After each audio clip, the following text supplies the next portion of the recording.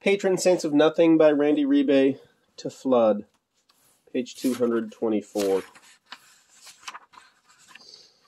We're all a little slow the next morning. After a late breakfast, we end up driving for about an hour to a spot called Katunkulan Beach Resort to take full advantage of my aunt's sick day.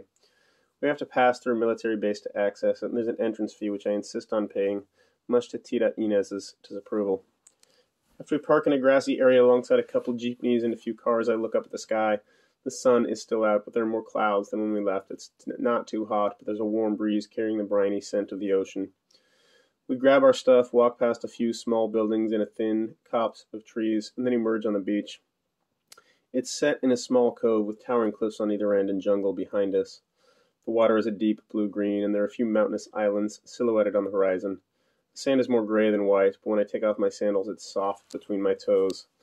This is a good beach, Tita Inez says. No Australians. I'm not sure if her comment is racist, but the last part appears true. There aren't too many people here yet, and the ones that are seem to be mostly Filipino families. The adults lounge in the shade of little thatched cottages while the kids play in the waves wearing basketball shorts and t-shirts instead of swimsuits, the wet cotton stretched out and pasted against their bodies. Despite my desire to sit up in the sun so I can work on my tan as proof that I did indeed visit a tropical nation, Tita Chato and Tita Inez overrule me and do a day rental of one of the cottages on the beach, which is basically a small hut made from bamboo with a nipa roof.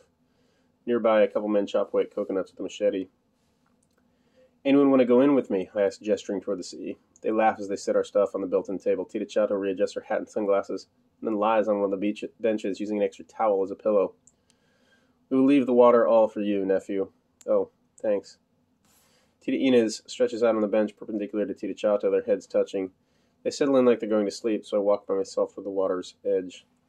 The waves roll in and out, some small colorful flags strung from poles flap in the wind. A couple of kids run past me, kicking up sand. A stray dog, its mangy, copper fur matted with the ocean's water, chases after them. I stop just shy of the water's reach and look from the sky to the horizon to my feet. The water is quiet as it gathers, and then it comes roaring back in a low wave that breaks 20 or 30 feet out. Then it pushes ashore, sliding over my feet with surprising warmth and rising to cover my ankles. A moment later it slips away, leaving my toes sinking into the sand. And it sounds stupid to say this, but I feel like I'm home. Maybe everyone feels like this when they leave a place like Michigan and kick back on a sunny beach a few degrees from the equator. Maybe the same way I find myself suddenly considering unenrolling at U of M. They dream of quitting their 9-to-5 jobs, moving here, and opening a beachfront restaurant or something. The overwhelming peace of waves in the sunlight makes everything else seem inconsequential. But I can't help but feel like it's something more for me than a tourist's fantasy. Most of the time when I tell someone I was born in the Philippines, they look very interested for a moment. When did you move to America? They'll ask. When I was 1, I'll answer. Their interest will fade like I was just messing with them. Then they'll say something like, oh, it doesn't really count then. You don't remember anything. I guess not, I'll say, because I never know what else to say. But standing here with my feet in the water, listening to the sound of Tagalog and maybe other languages mixed with laughter and the crashing of the waves, smelling the chicken inasal or pork inhiwa grilling behind me as swallows flit past overhead to their nests high in the surrounding cliffs, I feel like that first year mattered in a way I've never felt it did before. Surely the air your lungs first breathe matters, the language your ears first hear, the foods your nose first smells, and your tongue first tastes, the soil you first crawl upon. My conscious brain might not remember, but something in me does. I step farther into the water until small waves break against my chest, pushing me back toward the shore. But I keep pushing forward as if headed for those distant islands. Sand and small shells crunch underfoot. I shiver, I dunk my head, stay under as long as my lungs will allow, and then break the surface.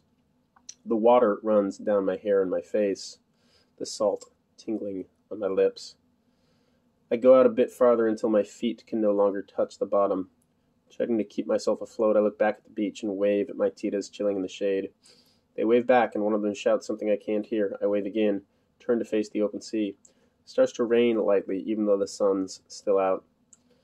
I should tell them what I found out about June. They'd be happy to hear he wasn't the drug pusher Tito Manning claims. On the other hand, I'm not sure how they'd feel about what went on between him and Reina. Maybe they'd be glad that he had found love. Maybe they'd be upset and ashamed that he crossed boundaries he shouldn't have, especially for someone he eventually abandoned. Staring at the sea, it seems impossible that at this moment this country contains countless girls in the same situation as Reina was in. Countless men whose unchecked appetites serve as the teeth of that trap. It strikes me that I cannot claim this country's serene coves and sun-soaked beaches without also claiming its poverty, its problems, its history. To say that any aspect of it is part of me is to say that all of it is part of me. I'm not sure what all that means at a practical level, but I do know it at least means fuck Tito Manning. Fuck those people who say being born somewhere doesn't count if you didn't grow up there or because half your ancestors are from somewhere else. Fuck anyone who tries to tell you who you are, where you belong.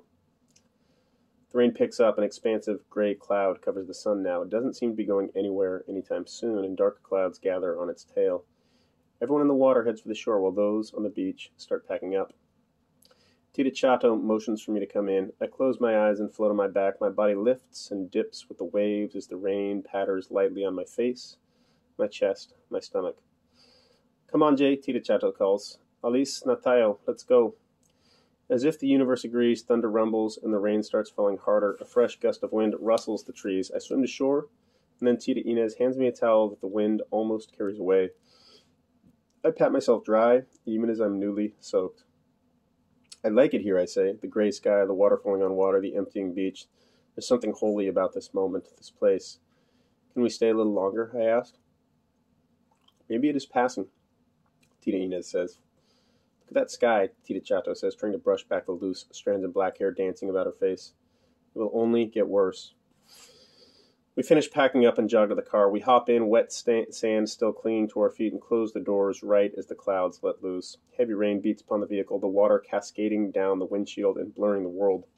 This is a different kind of holy, I think.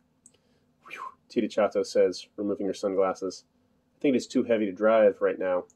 We wait until it lessens. Tita Inez says, the beach is wanting us to stay. I laugh. Ulan, she says, do you know this word? I shake my head, hair soaking. Rain, says Tita Inez. Ulan, I repeat. Good, Tita Chato says. Umuulan, it is raining. I repeat. Now, Baha. Baha, I say. Doesn't that mean house? You're thinking of Bahe. So what does Baha mean? To flood. We listen together. I like this. I say, I like being here with you guys. Thank you for bringing me. And it's kind of silly, but I imagine June sitting next to me, the four of us comprising our own little family. You're a good kid, Jay, Tina Inez says over her shoulder from the front passenger seat as she towels off her hair. You remind me so much of him. I don't say anything because I don't believe it. His courage was like the storm. Mine is like a single raindrop. His life was defined by his constant drive to do what he thought was right. Mine is defined by everything I don't do. It is a shame you have made such a long journey to stay for such a short time. You'll have to come back. You're always welcome to stay with us, Tita Chato says. Maybe next time we will not have to work so much.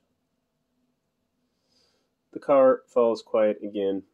Eventually, I say, I'll ask my parents to start donating to your organization, Tita Chato. Your parents are already among our most generous donors, she says. Really? My parents? She nods. You sure? Your tate is a quiet man, but he's not without a heart. He could have fooled me. For years, he has also paid the school fees for many of our cousins' children. Oh.